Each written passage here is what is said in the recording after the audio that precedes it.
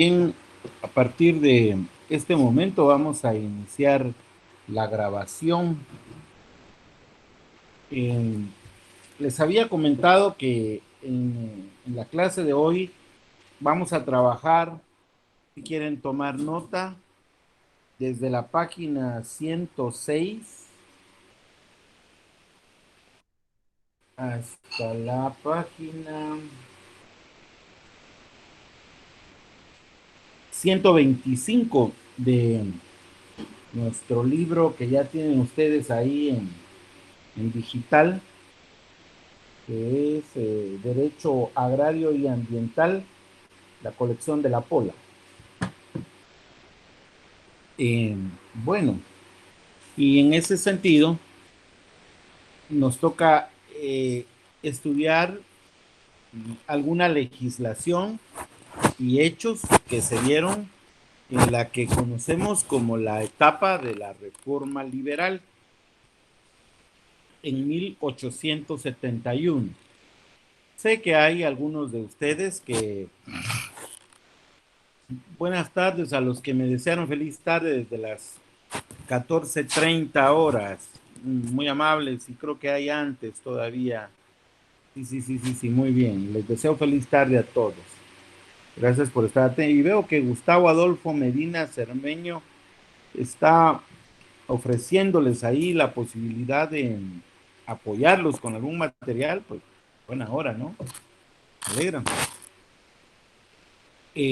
Vamos a apagar un aparato que nos está haciendo algún ruidito para él. Bien, tal vez ahora es más transparente la comunicación. Bien, entonces, hay algunos de ustedes que conocen históricamente la marcha que ha llevado nuestro país. Hay algunos que están muy claros de qué es la reforma liberal, pero sé que algunos otros no. Y entonces voy a comentarles que en el billete de 5 quetzales de nuestro país aparece la imagen de una persona que es un rostro, pues, emblemático de esa reforma, y es don Justo Rufino Barrios, militar. En esa época, él, junto con otro líder que se llamaba Miguel García Granados, llevaron adelante una reforma. Una reforma cuyo objetivo era salir del modelo anterior de la colonia en el que destacamos en la última clase que vimos los modos en los que se llevaba a cabo el proceso productivo. Si ustedes lo recuerdan, hablé de la encomienda, del repartimiento, de también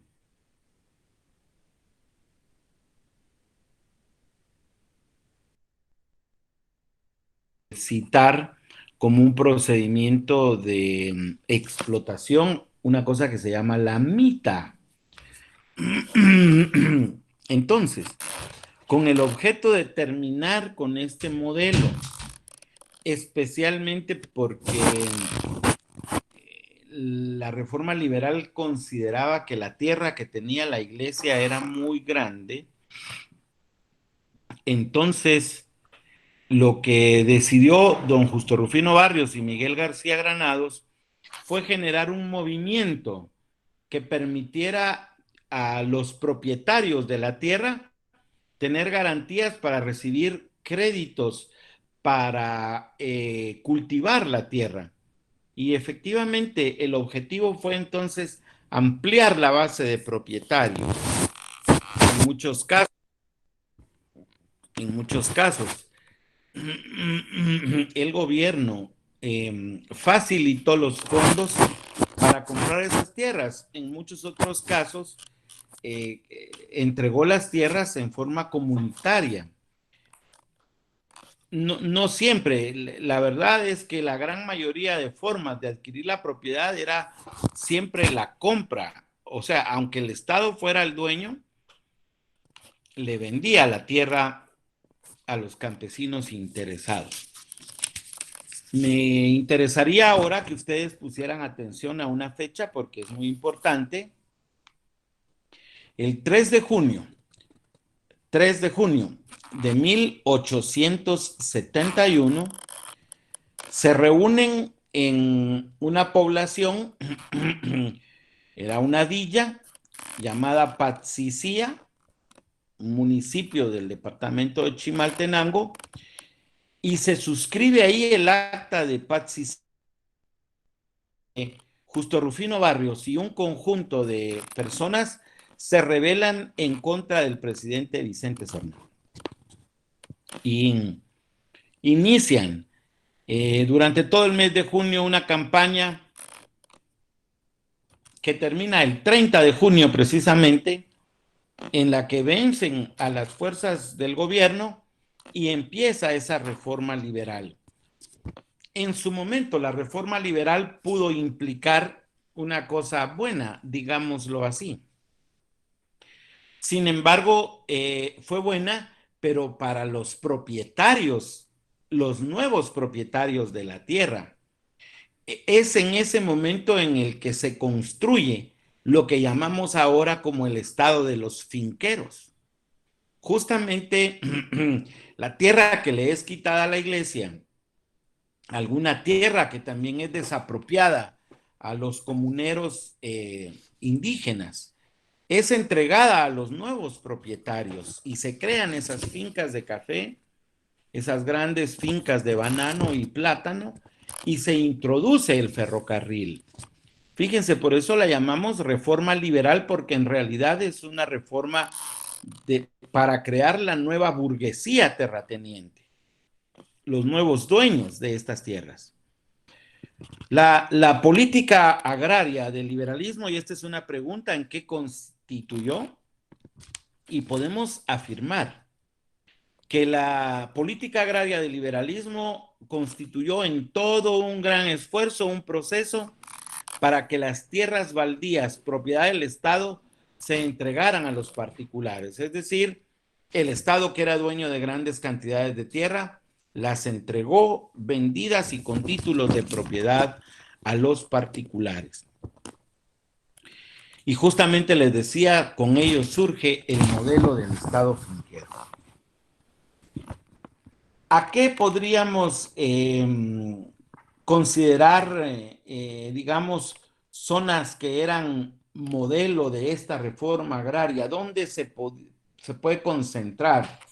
Bueno, podemos tener como ejemplo la región del Palmar, aquí en la costa sur, entre el departamento de Suchitepeques y el departamento de Retaluleu, está el Palmar, y más hacia la frontera con México también está en el departamento entre Quetzaltenango y San Marcos, la que llamamos Costa Cuca.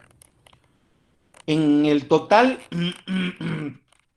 de las nuevas fincas que se crearon fincas que tenían hasta 5 caballerías cada finca.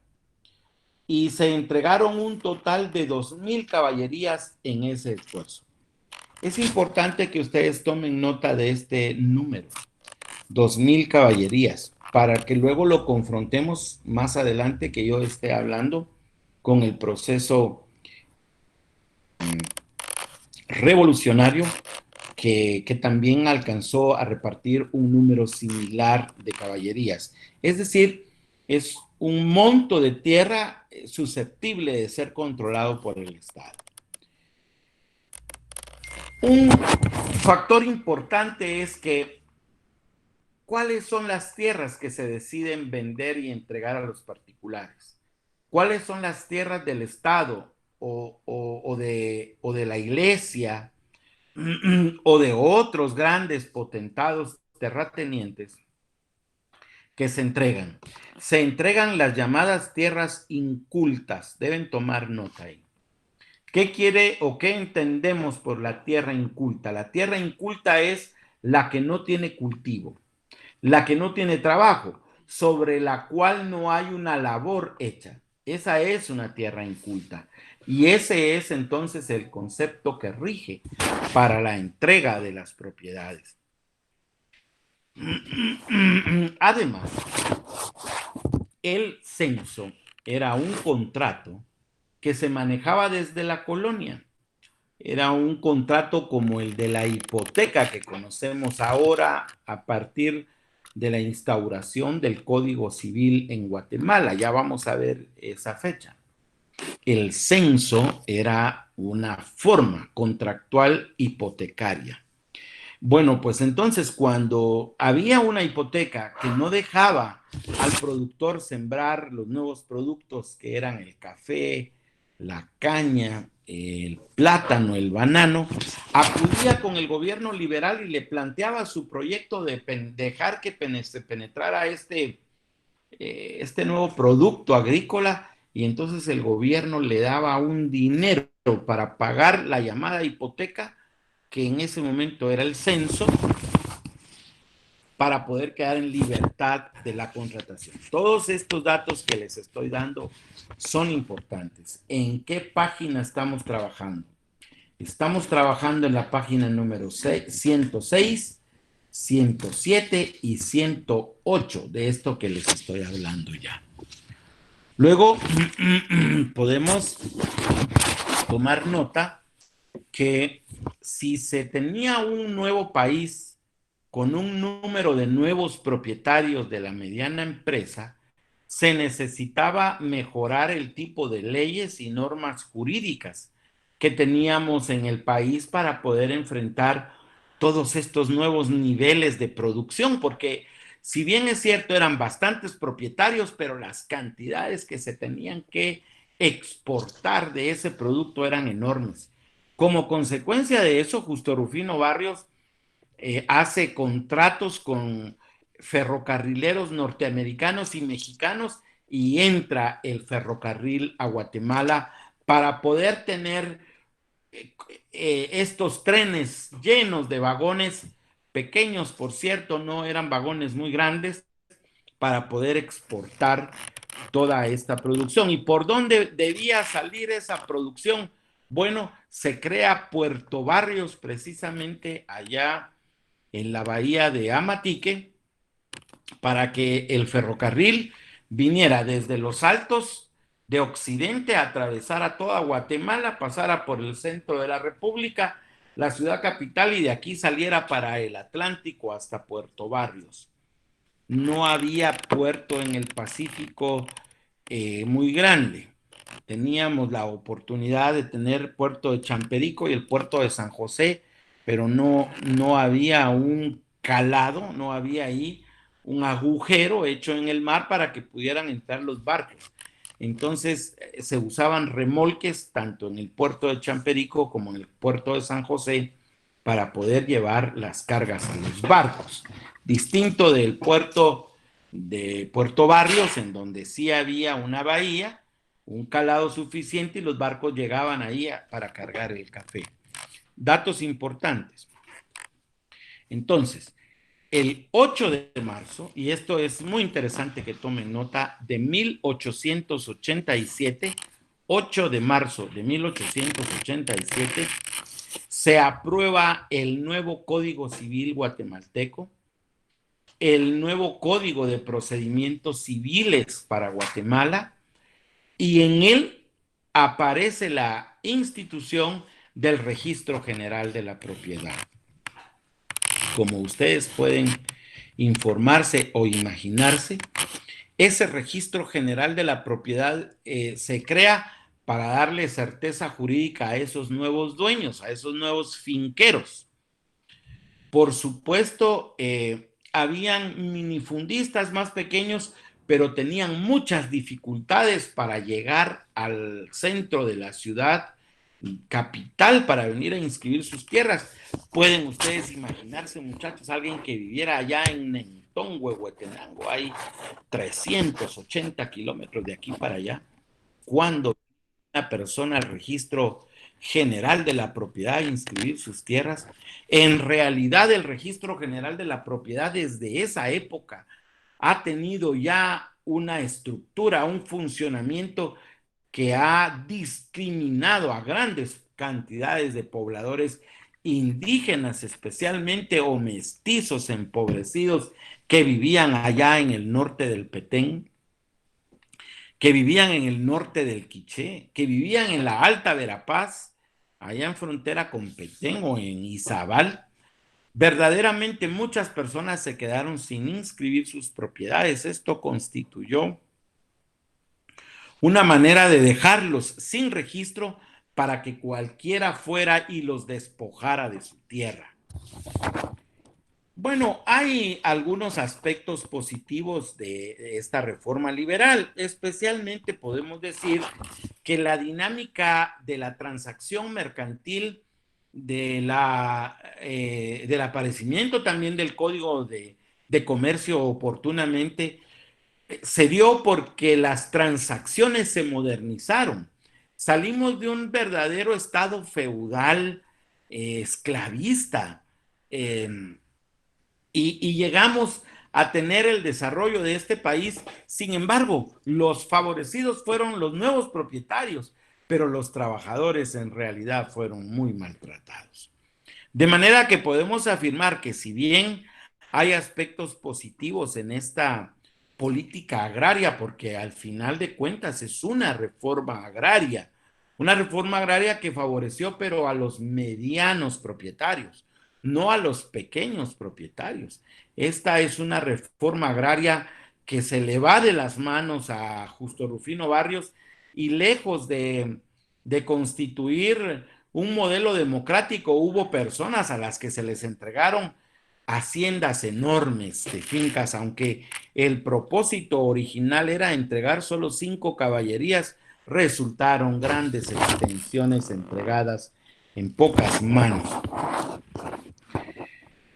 En ese momento, la reforma liberal, cuando se le viene en cascada el mundo de personas que estaban queriendo introducir el café, la caña, el cacao, el plátano, el banano, entonces ocurren cosas muy importantes. Hablo especialmente para los que son más cientistas, los que son más científicos. Escuchen lo que sucedió en esa primera oportunidad. Cuando se viene en cascada toda esta gente, el gobierno liberal estima la necesidad de llevar a cabo el primer gran censo nacional. Y esto es importante, muchachos, porque sin censo no se puede saber cuántas personas son propietarios, cuántos están desposeídos, cuánta tierra tenemos, cuántos indígenas hay en el país, cuántos mestizos, cuántos criollos, cuántas mujeres, cuántos hombres, cuántos niños. Bueno, en general, eso fue un verdadero avance. El primer censo que se da en nuestro país ocurrió ahí, el censo general. Pero además, para que estos datos los pudieran controlar científicos o por lo menos técnicos profesionales en el conteo de las cosas, entonces se crea la Dirección General de Estadística. Este, francamente, es un paso muy importante. La Dirección General de Estadística se encarga entonces de generar todos los análisis de los conteos que estábamos haciendo para saber especialmente cuánta tierra teníamos. Ahí enfrentan un problema porque ¿quién podía medir todas estas extensiones de tierra? Fue un problema en la primera etapa. También es importante decirles algo. En el país se ha tocado poco a las iglesias. Hoy por hoy, pensar en que se va a tocar a una iglesia evangélica o a una iglesia católica para los beneficios que tienen es muy difícil. Pero esta reforma liberal le asestó un golpe directo a las iglesias porque solo habían iglesias católicas y estas cobraban diezmo. Y entonces cada uno de los feligreses tenía que caer ahí con la 10ª parte de sus ingresos. Bueno, el gobierno liberal prohibió eso. No habían diezmos y entonces los feligreses usaban ese dinero que antes se lo daban a la iglesia, al cura, lo usaban para su desarrollo agropecuario. A nosotros nos parece que esta es una cosa muy importante del gobierno liberal y lo sería ahora también, si eso se lograra, ¿verdad? Es realmente la exacción que hacen las iglesias del dinero de las familias, pues es muy grande. Yo espero no caer en conflicto con ninguno de ustedes que son religiosos. Yo respeto mucho sus religiones y no quiero discutir al respecto de eso. Solo quiero decir que efectivamente el diezmo se ha podrido, es putrefacto. El diezmo lo usan los líderes religiosos para hacerse millonarios y la gente no lo recibe, no lo usa. Más bien creo que se ve desfavorecida con eso. Bueno, eso ocurrió allá. Ahora, los aspectos negativos de esta reforma son, son varios. Y estos aspectos negativos, pues como ustedes lo verán más adelante, fueron un pie fundamental para la Revolución de Octubre. Sin embargo, vamos a mencionar algunos de estos datos que nos parecen negativos. Lo primero es que algunas personas recibieron mucha tierra. O sea, las 5 caballerías no fueron tales. Algunos recibieron 50, 100, hasta 200 caballerías y se construyeron las grandes haciendas y surge la burguesía latifundista en Guatemala en esta época. Este estado finquero malagradecido, que no paga impuestos, que no paga el salario mínimo, que no le pone escuelas a los campesinos ni centros de salud. Este estado tan negativo surge ahí. Creo que lo que también surge ahí es un nuevo tipo de esclavitud, porque a la gente se le pagan salarios de hambre, solamente se le paga un salario que le permite a la gente comer, medio vestir para regresar al trabajo. No hay un desarrollo humano integral que proteja la salud, la educación, la certeza de estos mozos colonos que vivían en esas grandes haciendas. Creo que este es uno de los elementos más perversos que tiene este régimen liberal. También déjenme decirles, ahí, en esa reforma liberal, muchachos, en esa entrega de estas grandes cantidades de tierra, surge el crédito usurario, porque a los que les dieron 5 caballerías no tenían dinero para poder sembrar café. Entonces, inventan los bancos guatemaltecos. Ellos traen los bancos guatemaltecos. El primer banco de Guatemala surge en esta época y el criterio usurero se apodera de la cuestión. Los créditos que no daba el banco los daban los grandes finqueros a los más pequeños y con ellos surge el préstamo usurero.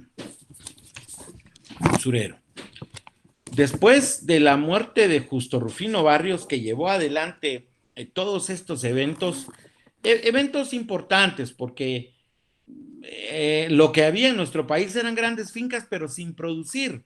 Mientras que en esta reforma, no obstante estas debilidades de las grandes fincas, etcétera, los que sí obtuvieron beneficios del crédito y pasaba por ahí cerca el tren, podían llevar sus quintales de café, de caña de azúcar, etcétera, pues hubo una dinámica económica en el país. Malo sería no reconocerlo, digamos, pero en lugar de desarrollar esas formas dinámicas de la economía capitalista, lo que estas personas hicieron fue empezar a pagar salarios chiquititos que no alcanzaban a la gente para comprar su casa, la alimentación, el vestido. Esas cosas de la vida digna no lo lograron. Y luego, muere Justo Rufino Barrios y entonces se crea el decreto 330. Este decreto 330, que lo dicta Manuel Lisandro Varillas, es un decreto bastante nefasto, muchachos. ¿Por qué nefasto? porque se cruzó la idea de que en este país no desarrollábamos como capitalistas fuertes porque nuestra raza era inferior. Ese fue el criterio. Y entonces se dicta este decreto 330 por Manuel Lisandro Varillas para permitir que vinieran gentes del extranjero, creyendo que solo por el hecho de que no fueran indígenas mayas iban a traer consigo una aureola de bienestar. Y entonces le abren la posibilidad a estos inmigrantes de entregarles tierra sin ningún costo, les regalan la tierra. Los inmigrantes más favorecidos con estos beneficios de la tierra fueron los alemanes. Alemanes que se hicieron dueños de cantidades enormes de territorio en Alta Verapaz, en Baja Verapaz, en Izabal, en el Petén. Y los alemanes se entronizan en estos lugares. Termina la Primera Guerra Mundial y entonces Estados Unidos queda un poco con duda de qué hacían los alemanes en este punto, no obstante que era su competencia en el mundo. Los Estados Unidos no participaron en la Primera Guerra Mundial, pero estaban desarrollando su gran potencia económica. Entonces, aquel capitalismo norteamericano veía como rival al capitalismo alemán, que era muy fuerte, y aquí en Guatemala se estaba desarrollando, cuando de repente descubren que los alemanes están sacando grandes cantidades de madera de rosul para hacer las cachas de las armas de fuego automáticas, y entonces presionan al gobierno de Ubico para sacar a los alemanes de Guatemala. Pero las cantidades de tierra que habían logrado con base en este decreto 330, que es con el que se le entrega tierra a los inmigrantes, pues bueno, se logra recuperar una cantidad ahí para seguir desarrollando el proceso agropecuario del estado este finquero que se constituye. Luego, ¿cuánta tierra había sin trabajar? ¿Cuánta tierra le quitaron a los alemanes? No se sabía. Entonces el ejército guatemalteco da su primer zarpazo, muchachos. Ahí el ejército de Guatemala se receta con la cuchara grande y se genera el decreto gubernativo 483 en el gobierno de José María Reina Barrios, y con él se crea el cuerpo de ingenieros topógrafos para medir las tierras baldías. Ya se imaginarán ustedes, ¿no? Fue la manera más directa en la que podían establecer dónde habían tierras baldías para meterse y robárselas. Este tiempo marca esos grandes despojos que cometieron los jefes militares sobre los grupos campesinos empobrecidos que no habían registrado sus tierras precisamente en el Registro General de la Propiedad, que les fijó un plazo perecedero, mucha gente no pudo cumplirlo, y luego llegó el ejército, midió la tierra, dijo que era baldía y bueno, se fue a los pasó a ser propiedad de estas personas que las pudieron titular supletoriamente. Luego también tenemos en esta época el acuerdo gubernativo 967, llamado el Acuerdo para la Colonización Agraria. Este es un acuerdo gubernativo muy importante. Quisiera que le pusieran un asterisco. Estamos hablando de un acuerdo en el que se establece que en las regiones donde habían áreas no cultivadas, que eran terrenos baldíos, el Estado sacaba un anuncio y decía: las personas que quieren ir a colonizar en tal lugar, tenemos disponibilidad, y entonces iban grandes contingentes de personas y se asentaban prácticamente en poblaciones nuevas. Mucha parte que si podría repetir el número del acuerdo gubernativo, sí, por supuesto. es el acuerdo gubernativo 967. Es el llamado Acuerdo para la Colonización Agraria. Y este acuerdo entonces es para asentar a estas grandes poblaciones. Este periodo es un periodo distinto. Mientras aquel periodo atrás fue para crear propietarios medianos de estas fincas cafetaleras para poder hacer negocios al extranjero, etcétera, fue una cuestión muy burguesa, muy mercantilista esta primera etapa del liberalismo.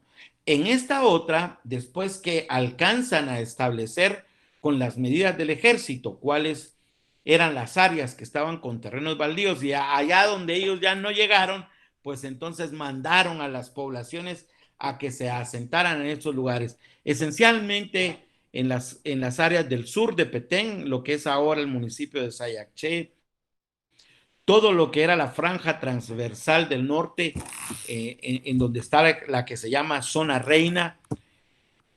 Bueno, la franja transversal del norte empieza desde allá, de Livingston, en Izabal, y se va por todo el norte de nuestro país, cruzando hasta llegar a Huehuetenango. Todas esas áreas fueron colonizadas con este acuerdo gubernativo. Luego, cuando ya se va tomando forma la entrega de estas tierras baldías y se establece el número de caballerías que se disponían, entonces Ubico dicta una nueva ley agraria y entonces en esta nueva ley agraria se establece que no podrá entregarse a una persona más de 5 caballerías. Este es un dato no muy conocido, pero real. Aunque esta no es una reforma agraria, entregarle 5 caballerías a una persona, de todas maneras, era siempre dentro de ese ideario de crear un país lleno de finqueros. Pero la tierra se termina y no es solo entregándole tierra a la gente que la tierra va a ser productiva. Hay que dotarla de financiamiento, hay que enseñarle a cultivar, pero se crea esa nueva ley agraria que regula la enajenación hasta por 5 caballerías. Pero miren, hay un dato importante ahí de esa nueva ley agraria de Ubico, y es el dato muy interesante que determina cómo se considera una hacienda latifundista. Se establece que las haciendas latifundistas eran aquellas que tenían más de 100 caballerías. Y ese número va bajando hasta que se establece que las 5 caballerías era lo que se podía entregar. Ahora, cuando una propiedad tenía más de 5 caballerías, en esa misma etapa de los gobiernos liberales, se crea la ley de impuestos sobre eriales y latifundios. Fíjense, la idea es, bueno, usted quiere tener su gran porción de tierra sin trabajar, entonces va a pagar más impuestos. Esa fue una medida del gobierno liberal. Y les digo de nuevo, estas medidas no eran suficientemente democráticas, pero ya eran algo, ya eran algo. En todo caso, estos aspectos de la reforma liberal no llegan a ser suficientes como para tener a la gente en paz, como para tener a la gente contenta. ¿Por qué? Porque a los mozos colonos no se les retribuía un salario significativo.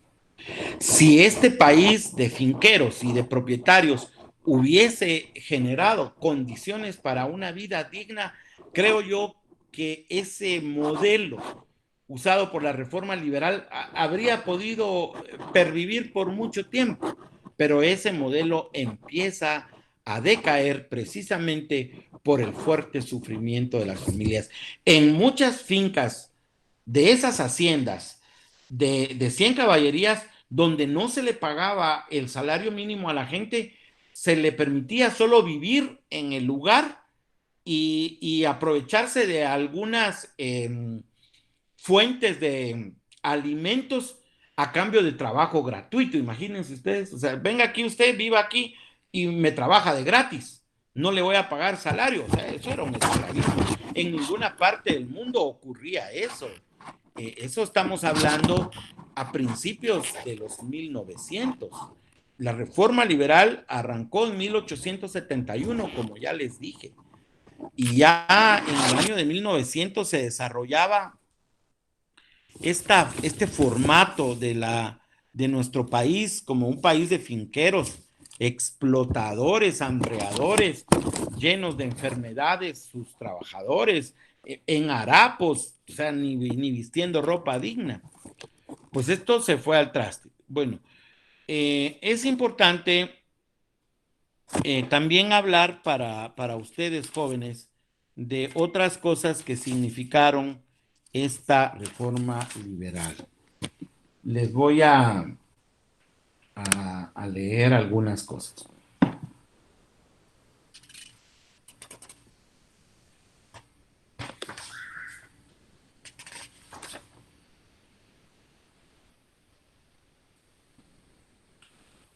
Para... Hijo, y ahora sí. Bueno, entonces miren, me interesaría tocar dos puntos que son importantes, muy importantes. Cuando los finqueros fueron buscando las maneras de obligar a trabajar a la gente, porque la gente la tenían ahí viviendo en sus fincas y pretendían que solo por vivir trabajaran de gratis, la gente se empezó a rebelar y entonces estos gobiernos liberales tienen de muy triste recuerdo la ley de viabilidad y la ley fuga. La ley de viabilidad le exigía a una persona que demostrara que estaba laborando en algún lugar y si no podía demostrar que estaba trabajando en algún lugar, entonces era capturado y obligado a trabajar gratuitamente en estas haciendas.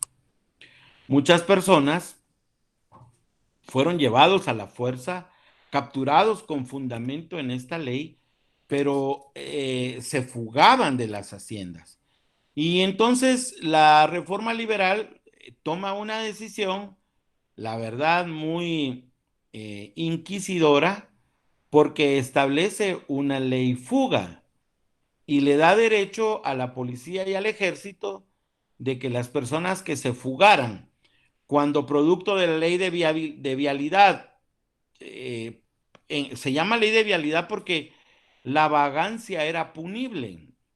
Es decir, el vago que no tenía trabajo era capturado y llevado a trabajar a la fuerza, sin salario. Y lo quiero aclarar porque muchos dirán, licenciado, pero mire, eso está bueno. Si la persona no está trabajando, que lo manden a trabajar y yo estaría de acuerdo. Pero con lo que no estoy de acuerdo, y no sé si ustedes lo están, yo podría escuchar sus opiniones. Aquí hay una pregunta que es muy importante. Dice Jonathan que si fue en esta etapa donde se le cede tierras a México a cambio de mover las fronteras. Sí, es cierto. Voy a hablar de eso dentro de un ratito. O sea, voy a regresar porque eso era del principio, pero no lo hablé. Lo voy a hablar porque veo que estás atento, Jonathan Cis, y que vale la pena traerlo a cuenta. Solo quiero terminar con este tema de la ley de vialidad y la ley fuga. Pues resulta que yo estoy de acuerdo que si una persona no está trabajando, pues se le generen unas condiciones de trabajo, pero a cambio de un salario, porque si no se le paga un salario digno, entonces la persona es un esclavo y eso lo superamos hace mucho tiempo. O sea, el trabajo esclavo no produce ningún beneficio a la economía de un país. Lo que produce beneficio es que el trabajador tenga recursos económicos y con esos recursos económicos pueda comprar sus alimentos, su vestuario, pagar su casa, pagar el transporte, otros contratos, pagarle a su personal de limpieza, que haya una dinámica mercantil, pero en esas condiciones de esta ley de vialidad, pues no.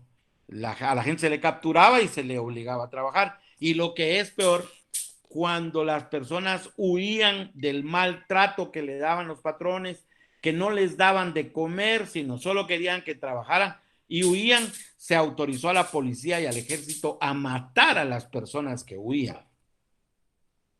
Total que estas circunstancias dieron al traste con todo este proceso.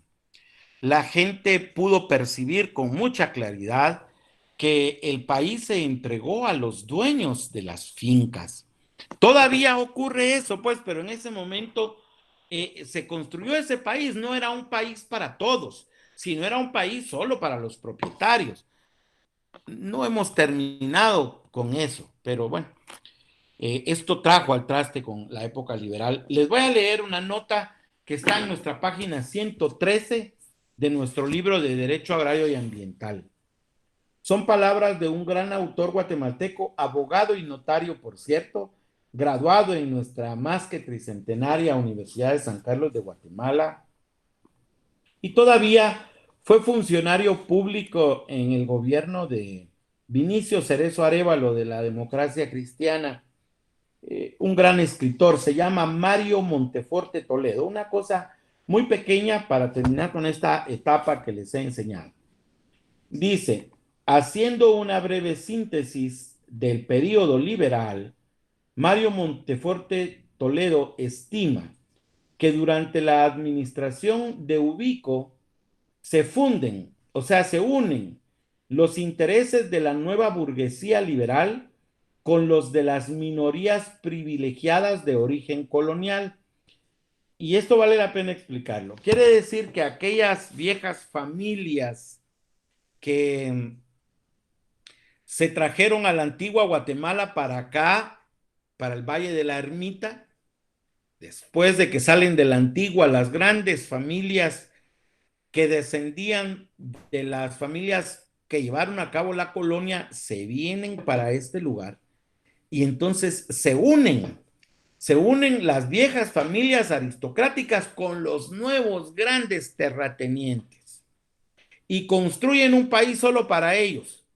¿Cómo lo construyen? Declaran la independencia en 1821. Ya les expliqué en la última clase que declaran la independencia diciendo que la van a dictar ellos porque si no el pueblo las va a hacer por sus propios medios.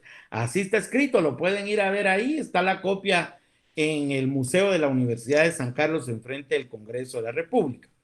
Entonces dice Mario Monteforte Toledo, se lo voy a repetir, que durante la administración de Ubico, estamos hablando de los 14 años de Ubico, terminan con la Revolución de Octubre en el 44, es decir, que Ubico tomó posesión de su presidencia en 1930. Digamos que en el mundo ya habían ocurrido cosas muy significativas, muchachos. En 1910 había sido la Revolución Mexicana, una revolución campesina, y ahí estaban a la par los mexicanos. En el año de 1917 había sido la revolución en Rusia, y era la revolución bolchevique. Luego, estábamos en esa etapa con Ubico. Ubico llega hasta 1944. Ya voy a regresar a la época en la que Justo Rufino Barrios entregó los estados de Chiapas, de Yucatán, Campeche, Tabasco y Quintana Roo. Ya voy a regresar. Pero me interesa terminar de leer lo que dice Mario Monteforte Toledo. Dice que durante la administración de Ubico, Ubico es el último periodo liberal, fue el último de los presidentes liberales. Dice, se funden los intereses de la nueva burguesía liberal con los de las minorías privilegiadas de origen colonial. Se fortalecen las empresas agrícolas alemanas y las norteamericanas, entre ellas la United Fruit Company. Ya voy a leer datos de todo eso. Que iniciaron sus operaciones en enormes latifundios desde las primeras décadas del régimen liberal en 1871. Lo leo de nuevo. Durante la administración de Ubico, se funden los intereses de la nueva burguesía liberal con los de las minorías privilegiadas de origen colonial. se consolida el latifundio laico, o sea, latifundio no de la iglesia, sino laico, se mantiene el estatus de los terrenos comunales y se fortalecen las empresas agrícolas alemanas y norteamericanas que iniciaron sus operaciones en enormes latifundios desde las primeras décadas del régimen liberal de 1870. Entonces, vean, pues, voy a regresar. La pregunta de Jonathan. Cuando Justo Rufino Barrios está digamos, desesperado porque el país está muy atrasado. En 1871, en México se llevaba a cabo una reforma liberal en México para ir por pasos. En 1821 nos independizamos los guatemaltecos. Nuestra independencia ocurre en un breve lapso de tiempo nada más y luego nos anexamos a México. Hasta 1823, el 1 de julio de 1823, nos independizamos de México y entonces empezamos una época liberal. Esta época liberal termina con la expulsión del doctor Mariano Gálvez, producto de que le endilgan a él, que era responsable de una pandemia de cólera. Cólera morbus es una bacteria, no es un virus, que acabó con muchos guatemaltecos y entonces lo expulsan. Después de sacar a Mariano Gálvez, empiezan un conjunto de gobiernos conservadores en Guatemala. Rafael Carrera es el primero de ellos. Y se da toda una época de estos mandatarios que eran conservadores. Ocurre que el último de los presidentes conservadores fue don Vicente Serna. A él lo derroca don Justo Rufino Barrios el 3 de junio de 1871. ¿Cómo lo logra? Lo logra con esa pregunta que hace Jonathan. Como los mexicanos estaban llevando a cabo esa reforma liberal, Justo Rufino Barrios habla con Benito Juárez, que llevaba a cabo esa reforma liberal, y Benito Juárez le entrega grandes cantidades de armamento en vagones del tren de ferrocarriles mexicanos que llegan hasta la estación Los Toros. Se llamaba la estación que está actualmente donde es el área de la frontera actual en el sur de México y Guatemala, en la frontera en la que es la ciudad de Tapachula, en el estado de Chiapas. Hasta ahí llega los trenes cargados de armas.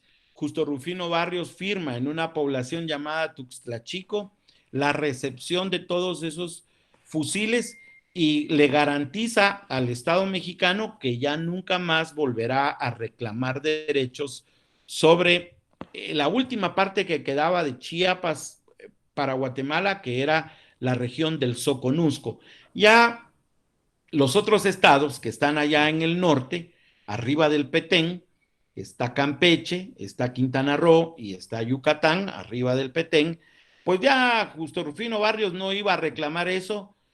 Los otros dos estados que están más cercanos al Golfo de México, que son Tabasco y una porción de Campeche, pues ya tampoco reclama y termina de entregar Chiapas a los mexicanos, que por supuesto en la historia mexicana se manifiesta que estos estados se independizaron de Guatemala y que se anexaron a México. Eso es lo que ellos plantean.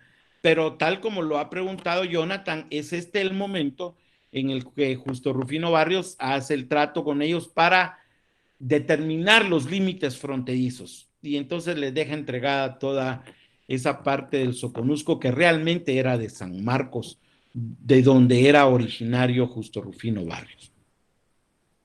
Con eso te contesto, Jonathan. Pero entonces nos venimos al 1871, donde Justo Rufino Barrios está organizando todo este gran ejército liberal, y por eso logra derrocar al presidente Vicente Serna con el pacto, el plan de Patsicía, el acta de Patsicía, el 3 de junio de 1871. Pocos días tarda la campaña esa, son unos cuantos días. El 30 de junio toma el poder Justo Rufino Barrios aquí en la ciudad de Guatemala, y es por eso que los señores militares festejan el 30 de junio como el día del ejército, ese ejército liberal, ese ejército de los finqueros, ese ejército que, no que apoya a estos nuevos finqueros para no pagar el salario mínimo, para no darle escuela a los ciudadanos, para no darles salud.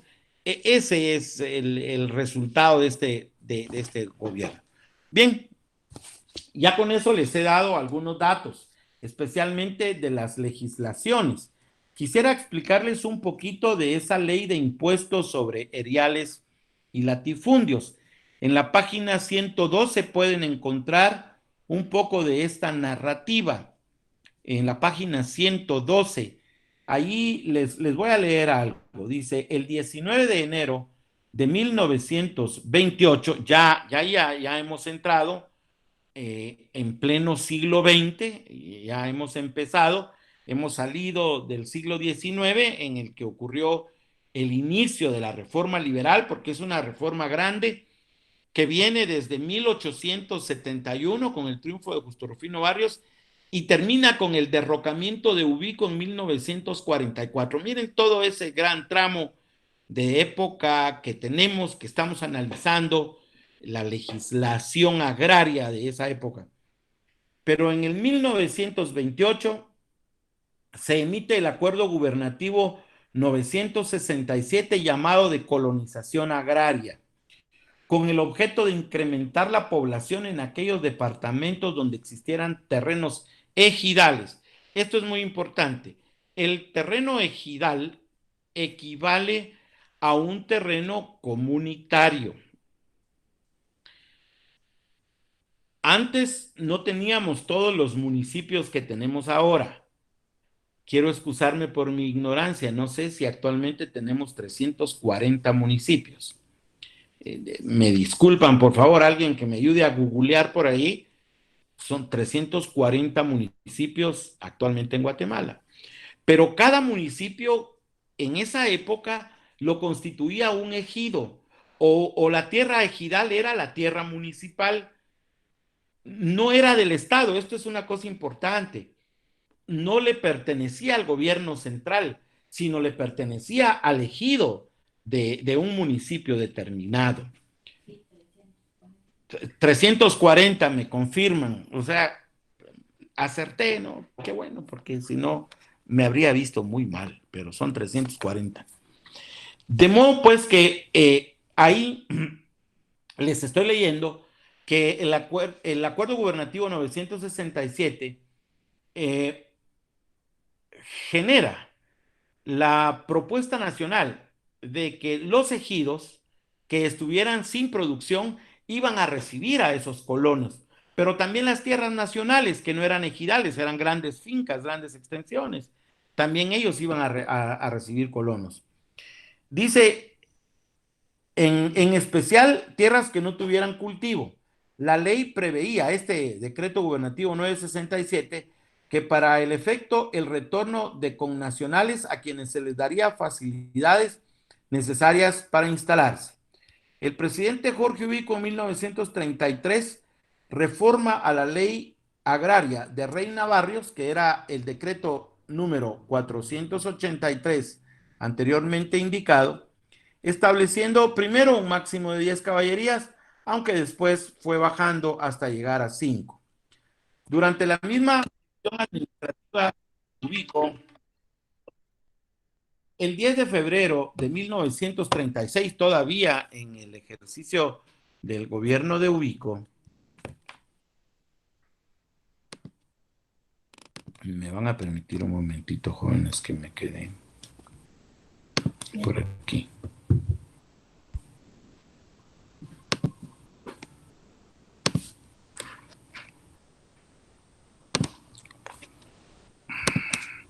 Bien, durante la misma gestión de Ubico, el 10 de febrero de 1933 se emite una nueva ley agraria. Entonces, tomen nota, por favor. La nueva ley agraria es encima del decreto 483 del presidente Reina Barrios. O sea, él decreta la primera ley de reforma agraria liberal. Pero viene Ubico y la reforma el 10 de febrero de 1936 y le da el carácter de una nueva ley agraria que regula la enajenación de baldíos, estableciendo una adjudicación máxima de 5 caballerías, que es lo que les manifiesto. Bien, les quería yo indicar que en octubre de 1936, 8 años antes del derrocamiento de Ubico, este Ubico dicta una ley sobre eriales y latifundios, fijando distintas tributaciones y sin perjuicio del pago del 3 por millar. El 3 por millar era el monto del pago predial. Si una finca tenía una declaración de valor de 1,000 quetzales, entonces pagaba 3 quetzales de impuestos. Si tenía un valor de 10,000 quetzales, entonces pagaba 30 quetzales de impuestos mensuales. Y así sucesivamente. El 3 por millar fue un pago de impuesto predial del predio, del área que se tenía, un impuesto por la propiedad inmueble que duró por mucho tiempo. Ahora ya no pagamos eso, ahora hay declaraciones de valor y se hacen de conformidad con una tabla el establecimiento del pago del que ahora conocemos impuesto único sobre inmuebles. Esta ley, fíjense, y es la parte que a mí me interesa, esta ley de impuestos sobre eriales y latifundios, esta ley reputó, o sea, determinó como latifundio las fincas rústicas mayores de 100 caballerías que fueran un obstáculo al desarrollo agrario o las necesidades parcelarias de la nación. Es importante saberlo porque algunos creen que estas ideas llegaron al país con la reforma de la Revolución de Octubre y no.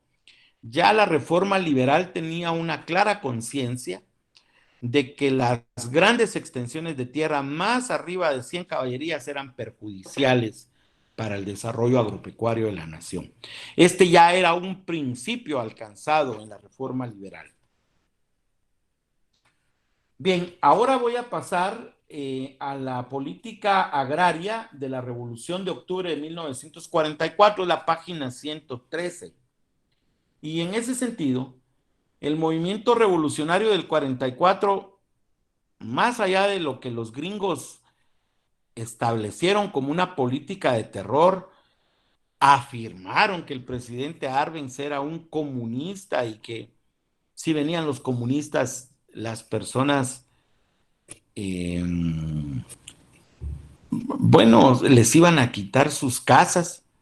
Y fíjense qué ironía, jóvenes. Los únicos que quitan las casas ahora son los bancos capitalistas. Pues aquí no vino ningún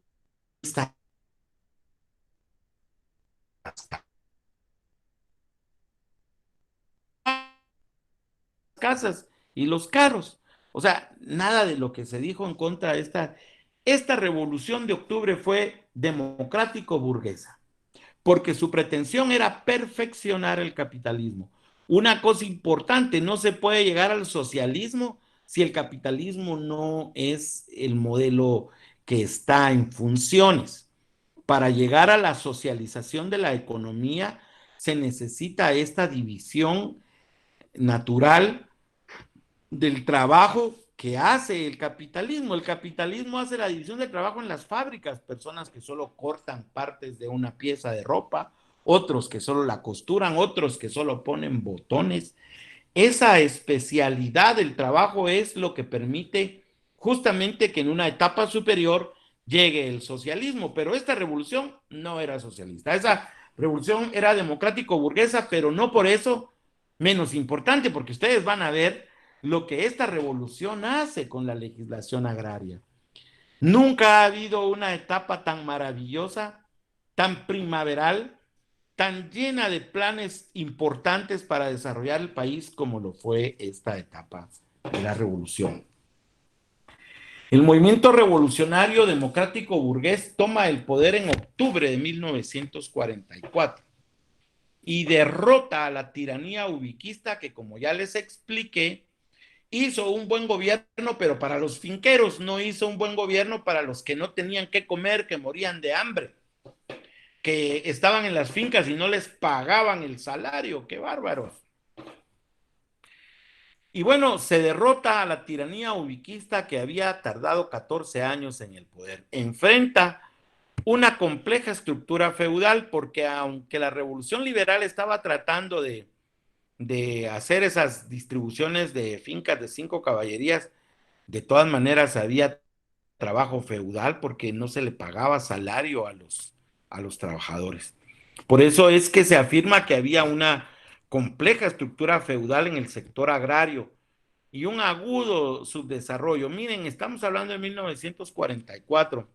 Si ustedes investigan un poco, jóvenes, de la vida que se llevaba en las naciones desarrolladas en 1944, ustedes verán que el desarrollo industrial que se había alcanzado en todos los países del mundo era fascinante.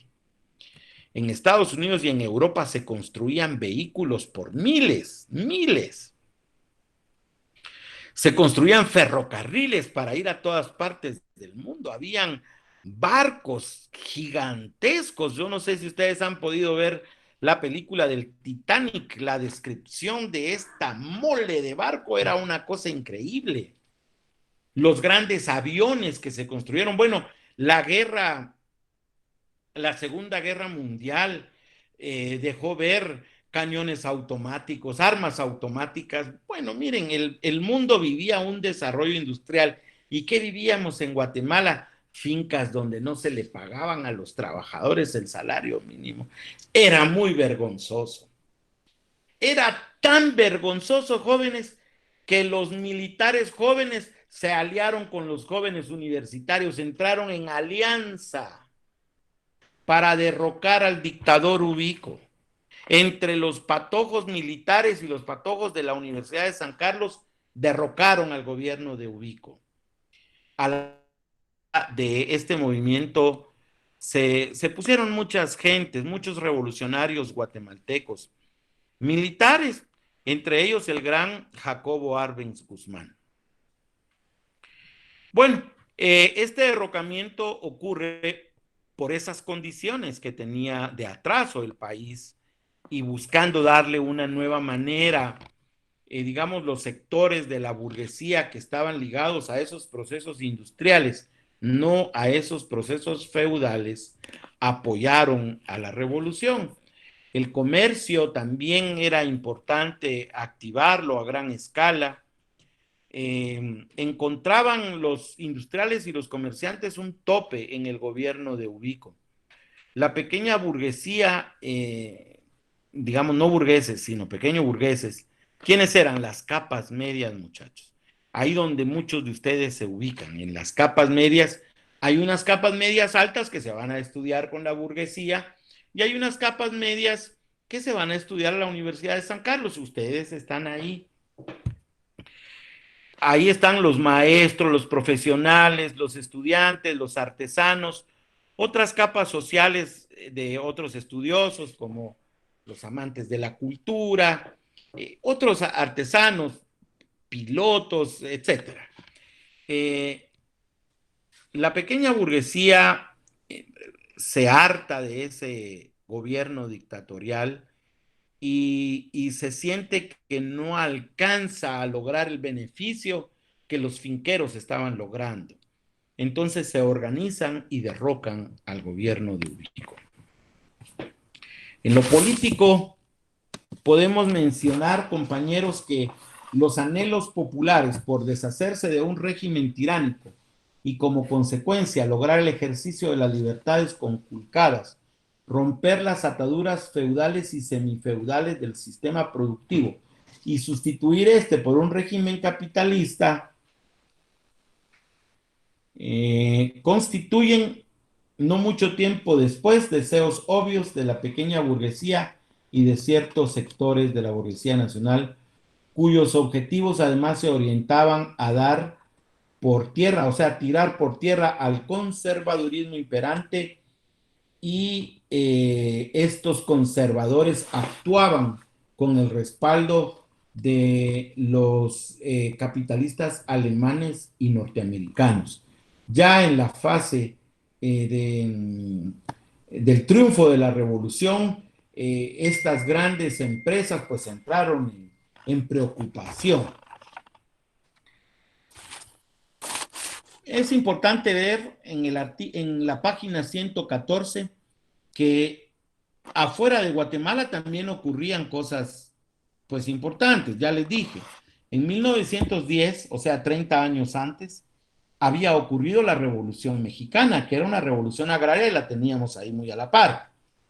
En 1817 ocurrió la Revolución Rusa, que aunque no la teníamos a la par, es importante decir que fueron los rusos los que verdaderamente derrotaron a los alemanes en la Segunda Guerra Mundial. Claro que en las películas y en los libros que nos enseñan a nosotros, los norteamericanos aparecen como los grandes triunfadores, pero realmente eso no es cierto, ¿verdad? Los que le ganaron la guerra a los alemanes fueron los rusos. De tal manera que estas cosas ocurrían allá afuera y bueno, entonces estaba ahí latente todo eso que pasaba. El tutelaje político ideológico,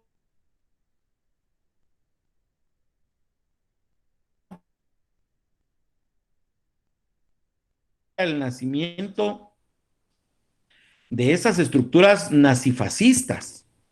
Y, y como eso estaba ocurriendo, estábamos todos contra el fascismo, pues entonces Ubico no se pudo sostener porque Ubico era proclive a las formas fascistas alemanas.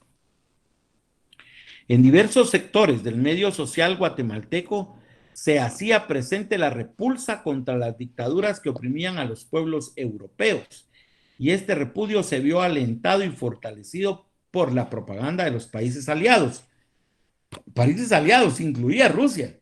Rusia y Estados Unidos estaban aliados en contra de los nazis.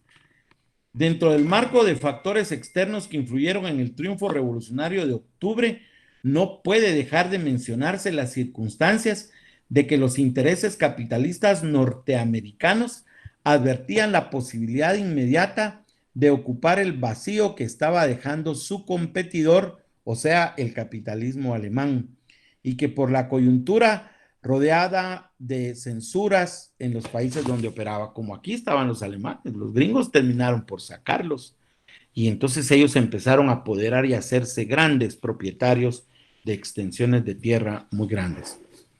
Me quedan 7 minutos y aquí todavía hace falta un poco de la temática. Creo que la voy a abordar en la clase del viernes. En el curso de la semana les voy a preparar la clase que les debo una clase en donde hablé, que me pregunta alguien que si puedo mandar, licenciado, disculpe, pero ¿será que podrá compartir la grabación de esta clase del día de hoy, ya que por donde vivo está lloviendo muy fuerte? Se me fue la luz por unos momentos, dice. Bueno, esta clase se está grabando, como todas. Y así que con, debes contactarte con Mildred. Y está muy mal eso de que andes ahí diciendo que se fue la luz. Eh, se muestra mucha evidencia de que no estás en la clase. Así que bueno, nos ha hecho favor de enviarles el link de la grabación de la clase, Jonathan, para que no estés pasando esos problemas que tenés. Revisate para el interior y Ahí podrás ver cómo es, pero ahí está la grabación, no hay problema. Entonces, bien, les tengo que mandar la clase virtual de donde vamos a ver este documento